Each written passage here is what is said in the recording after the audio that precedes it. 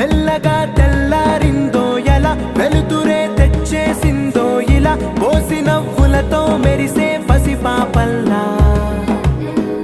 చేదతో బావులలో గలగల చెరువులో బాతుల ఈతల కళ